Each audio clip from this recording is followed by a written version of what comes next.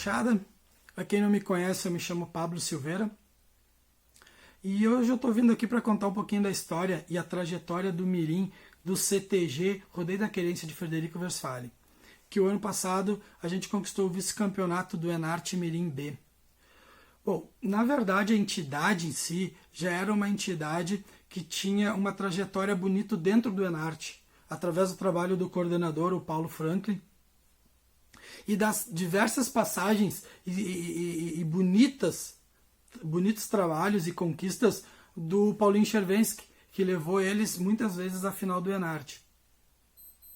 Mas com as categorias de base, com o Mirim, a realidade dos grupos eram apresentações, eram trabalhar para os encontros regionais deles ali. Então, quando eu fui convidado para uma reunião com essa equipe, eu levei um projeto para eles.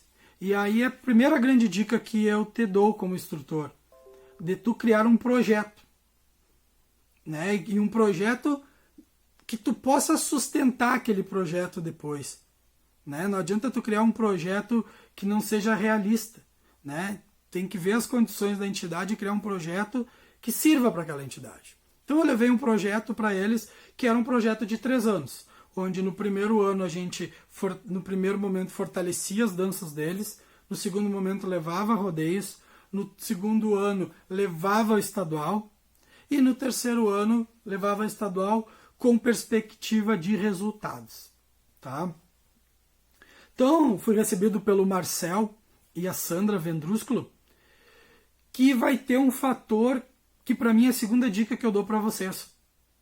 Quando vocês criarem esse projeto, cuidem para que o instrutor e os coordenadores permaneçam os mesmos durante a realização desse projeto. Isso foi fundamental no CTG Rodeio da Querência. Porque muitas vezes acabam os coordenadores desistindo e nos cria um problema, porque tu volta 10 passos atrás, né? Até criar mais sintonia entre instrutor e coordenador, até haver uma cumplicidade de trabalho demora mais um tempo. Então no primeiro ano ali a gente fez um fortalecimento primeiro das danças e fomos a 2 rodeios. A gente foi num rodeio em Nova Brécia, que lá naquele rodeio a gente ficou em terceiro ou em quarto, agora não lembro direito, mas que esse resultado nos fez perceber que a gente podia mais, que as coisas poderiam começar a acontecer dentro da entidade. Tá? Então a gente acaba indo depois no rodeio, acho que é Iraí, acaba sendo vice-campeão. Então o primeiro ano a gente fecha assim, mas a gente num balanço, numa das reuniões, eu e os coordenadores, o Marcel e a Sandra, a gente percebeu que tinha muita dificuldade com os pais. Né? Um pouco por minha culpa, por talvez a minha comunicação não ter sido tão eficiente, né? Outra porque os pais não conheciam a realidade competitiva, né? E eles não entendiam como eu realizava o trabalho. Então eu lembrei de uma conversa que eu tive com o Vanto e com o Valico, que são instrutores do Lalau Miranda, que têm uma trajetória linda dentro da entidade e que fizeram diversos trabalhos, às vezes, de criação de grupos, né? Principalmente nas bases. E eles me falaram que em algum momento eles também tiveram esse problema quando os grupos começaram a trabalhar. E que a saída encontrada pela entidade foi trabalhar com os pais. Então, eu te deixo mais uma dica. Trabalhar com os pais. É mais fácil, menos desgastante, quando os pais entendem o que tu está querendo propor. Tá? Eles vão te auxiliar, eles vão te ajudar. Mas se eles não entender, vai ser muito mais difícil para ti. Então realmente aí muda a chave. Quando a gente começa a fazer reuniões periódicas com os pais começam a entender e nos auxiliar nesse projeto. Aí o segundo ano do projeto, a gente tinha a ideia já de ir para o Fest Mirim, para que as crianças se habitualizassem com aquele ambiente, né, que para elas era extremamente diferente, né, atípico. Então a gente vai a 2 rodeios, ali no início do ano, obtém bons resultados nos rodeios, e aí acontece algo que eu digo que é difícil às vezes da gente conseguir nas entidades, mas que é fundamental. Eu obtenho bons resultados com esse mirim em rodeios pequenos, e eu chego para os pais e para o Marcel e para a Sandra como coordenadores, e eu digo para eles que eu quero ir num rodeio grande, né? Mas eu já digo para eles, ó, cara, nós vamos chegar lá e a ideia, infelizmente, nós vamos ficar nas últimas colocações. Mas eu digo, é importante porque eles estão num momento onde eles estão achando que eles estão dançando demais, porque eles estão tendo bons resultados em rodeios pequenos.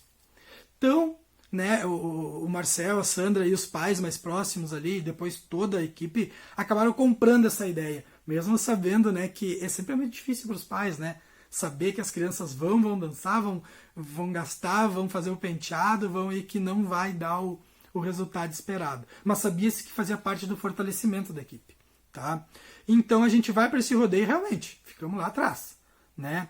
O trabalho ali, a gente foi pro rodeio do Chaleira Preta, né, na nona, e o trabalho de mirim deles ali é um trabalho muito bom. Os guris fazem um trabalho muito consistente com mirins ali. Mas os meus mirins ficaram o rodeio inteiro assistindo os grupos mirim que dançaram. E aí eles voltam de lá entendendo que tudo aquilo que se passava nos ensaios realmente era pedido nos rodeios. Porque até então eu pedia, mas eu chegava nos rodeios, tinha um bom resultado, então ficava meio assim, sem ter uma clareza de que realmente era aquilo. Aí a gente vai pro Fest Mirim. A gente vai pro Fest Mirim depois. E foi engraçado porque no Fest Mirim de 2018, eu acredito que a gente começa a construção do vice-campeonato de 2019. E isso tem muito a ver com o amadurecimento dos pais e das crianças. Porque a gente vai para o Fest Mirim, a gente fica onde a gente imaginou que ia ficar, meio de tabela ali, porque era o primeiro ano, as crianças, era o quarto, quinto rodeio deles, né? Então a gente... E os pais voltam do Fest Mirim maravilhados e entendendo. Realmente, a gente via os grupos lá e entende o porquê que eles ficaram nessa colocação. E as crianças, por sua vez, me mostram um amadurecimento fantástico. Eles voltam para a entidade, claro que com a tristeza de uma criança de que queria ir bem, mas com uma convicção de adulto. Não, a gente sabe o porquê que a gente não foi bem, e o ano que vem a gente vai voltar e a gente vai bem. A gente vai de novo para um concurso estadual e vai bem. E daí muda, o grupo simplesmente muda, né? Entra 2019 e a gente começa a terceira fase do projeto. E a gente entende algumas coisas, por exemplo, que teria que fazer um trabalho original, que teria que mandar fazer as músicas. E aí eu trago para a coordenação a ideia da menininha que mora com o pai para fora e que ela perde a mãe dela, que era costureira. E que eles fazem bonecos para auxiliar na renda mensal do pai e da filha. Mas que ela descobre numa noite dessas, né, por ela viver uma vida tão solitária, só ela e o pai na fazenda, ela descobre que a mãe, para não deixar ela sozinha, deixou para ela uma máquina de costurar mágica. E que nos momentos onde ela se sentisse sozinha e triste, esses bonecos ganhariam vida para brincar com ela. Então essa é a temática que eu trago. A entidade apoia, a gente manda fazer a música, o Ricardo França, lá de Santa Cruz, faz uma música fantástica para a gente. E a gente começa a trabalhar. A gente leva o meu amigo Cristiano para fazer um trabalho de interpretação, né? O Cristiano Barbosa ali, ele faz um trabalho fantástico, nos abre os horizontes da interpretação. E a gente, por ser distante de tudo a entidade, né? A gente sempre brinca lá para aquela região que ônibus para rodeio qualquer distância é R$2.000. Então a gente teve que optar por ou ir a rodeios ou investir na dança. E aí eu combinei com o meu coordenador que então nós investiríamos na dança. E aí a gente fica em casa treinando.